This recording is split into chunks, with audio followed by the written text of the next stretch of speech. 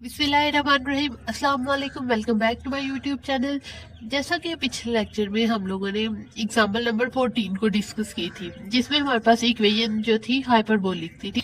आज हम लोग इंशाल्लाह एग्जाम्पल नंबर 15 करेंगे। इससे पहले आप लोगों से रिक्वेस्ट है कि अगर आप लोगों ने मेरा चैनल सब्सक्राइब नहीं किया तो वो कर दें, साथ बेल आइकन को भी प्रेस कर दें ताकि नई आने वाली वीडियोस का नोटिफिकेशन आपको बआसानी मिल जाए। तो चलिए स्टार्ट करते हैं। एग्जाम्पल नंबर 15 है, reduce the equation x square u x x plus 2 XY u x y plus y square u y y equal 0 to canonical form. हम लोगों ने इस इक्वेशन को कैनोनिकल फॉर्म में कन्वर्ट करना है। सबसे पहले हम लोग इसका डिस्क्रिमिनेंट चेक करेंगे और देखेंगे कि ये इक्वेशन हमारे पास हाइपरबोलिक है, पैराबोलिक है या एलिप्टिक है। तो डिस्क्रिमिनेंट के लिए हमें ए बी सी की वैल्यूज चाहिए। हम लोग यहाँ से वैल्यूज फाइंड करते हैं। सबसे पहले ए हमारे पास क्या है, एक्स स्क्वायर, बी हमारे पास यू एक्स वाई, सी हमारे पास y square, D E F और जी हमारे पास 0 है। ठीक है, यहाँ हमारे पास जी भी 0 है।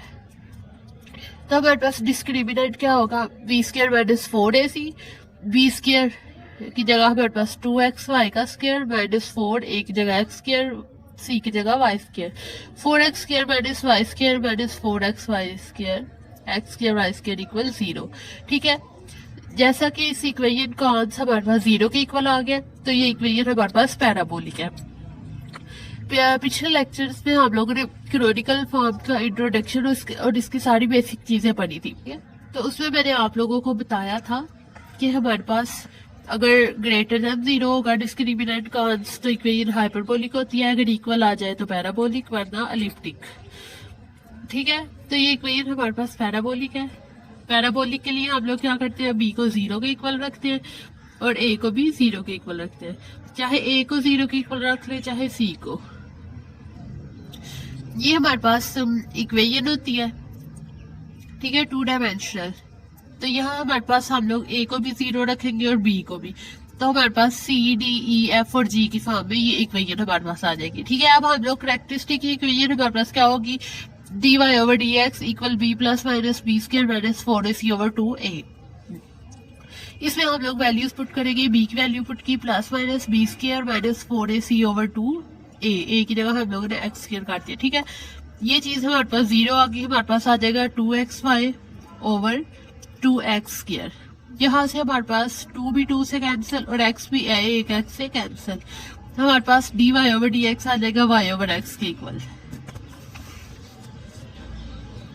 ठीक है, तो dy ओवर dx हमारे पास y ओवर x के इक्वल आ गया।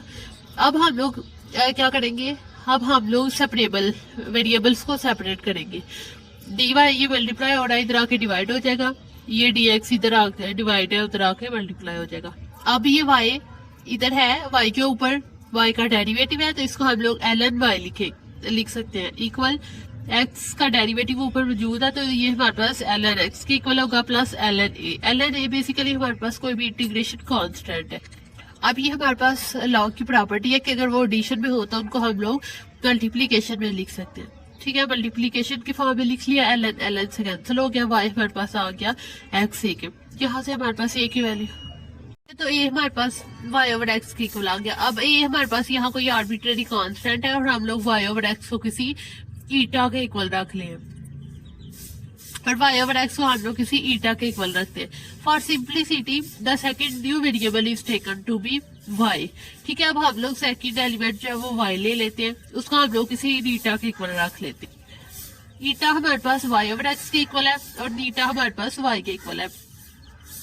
अब ईटा का x के रिस्पेक्ट डेरिवेटिव लेंगे तो वो हमारे पास क्या आएगा, माइनस y ओवर x के। ये कैसे आएगा, y है, x नीचे है तो इसको ऊपर लेके जाएंगे तो पावर -1 हो जाएगी। तो इसको जब हम लोग इसका डेरिवेटिव लेंगे तो क्या आ जाएगा, पावर पहले और पावर में एक कमी, मतलब माइनस yx माइनस 2 आ जाएगा, -1 माइनस 2 हो जाएगा। और जब हम लोग इसको बटे के नीचे लेके आएंगे तो वो हमारे पास पॉजिटिव x स्क्वायर हो जाएगा। अब ईटा x का x के रिस्पेक्ट डेरिवेटिव लेंगे तो वो हमारे पास 2y ओवर x क्यूब आएगा, और ईटा x का y के रिस्पेक्ट लेंगे तो वो हमारे पास ये 1 हो जाएगा, -1 ओवर x स्क्वायर आ जाएगा। ये कैसे आया, ये भी सेम वैसे ही किया गया है, x को पहले ऊपर लेके गए हैं -2 -2 जब पावर पहले आई है तो वो माइनस माइनस प्लस हो गया, 2y ओवर एक्स क्यूब आ रहा है। ये इधर काट लेते हैं, हमारे पास था -y ओवर एक्स स्क्वायर।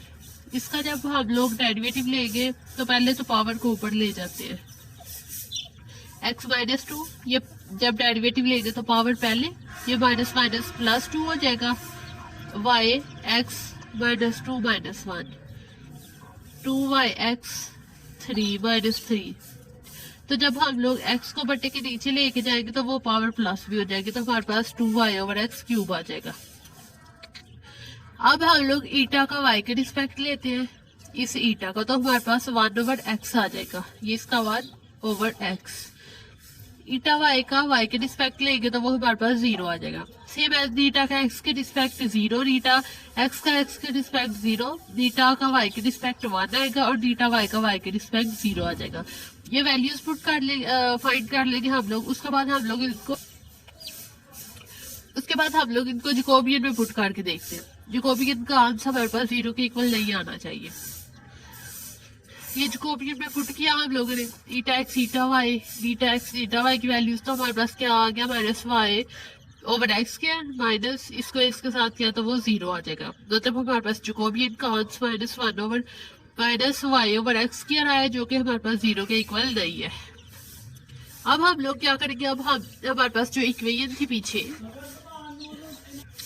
ये जो हमारे पास इक्वेशन है, यहाँ हम लोग C, D, E, F और G की वैल्यूज हम लोग फाइंड करेंगे और फिर इस इक्वेशन में पुट करेंगे। ठीक है, सबसे पहले C की वैल्यू फाइंड करते हैं। C की हमारे पास ये इक्वेशन होती है। ठीक है, ये बीटा एक्स स्क्वायर का मतलब है बीटा एक्स का एक्स के रिस्पेक्ट डेरिवेटिव। ठीक है, तो ये हमारे पास A की वैल्यू हमारे पास एक्स स्क्वायर थी, बीटा डबल एक्स जो है, बीटा एक्स एक्स की वैल्यू है हमारे पास, बीटा एक्स एक्स की ये हमारे पास वैल्यू, ये हमारे पास 0 के इक्वल है, प्लस B की हमारे पास 2xy है, बीटा एक्स की 0 है, बीटा y की 1 है, प्लस C की जगह हमारे पास y स्क्वायर है, बीटा y का हमारे पास 1 है, उसका स्क्वायर है।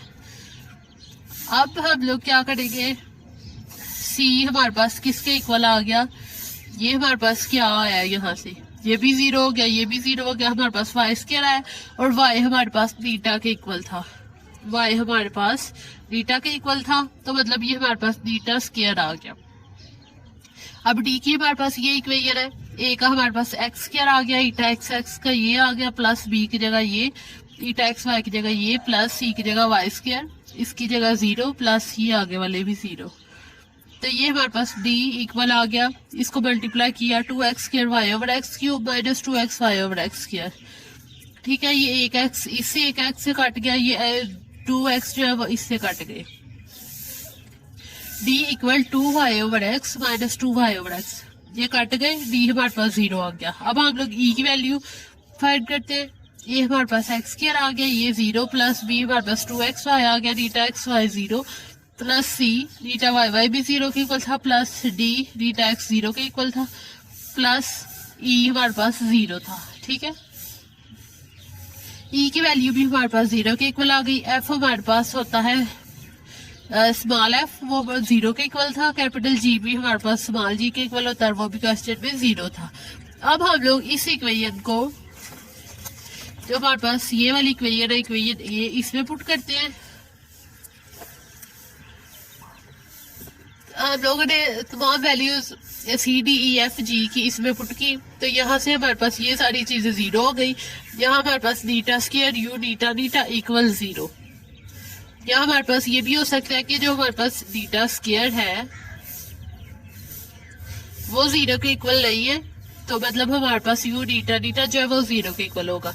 ठीक है, अब आप लोग देखें तो यहाँ एक्स वाई वजूद नहीं है। ठीक है, मतलब ये हमारे पास कैनोनिकल फॉर्म इसकी बन गई। नीचे लिखते हैं which is required canonical form of the given PD। ठीक है, उम्मीद है आप लोगों को आज के लेक्चर की समझ आई होगी। मिलते हैं इंशाल्लाह नेक्स्ट वीडियो में, दुआ में याद रखिएगा। अल्लाह हाफिज।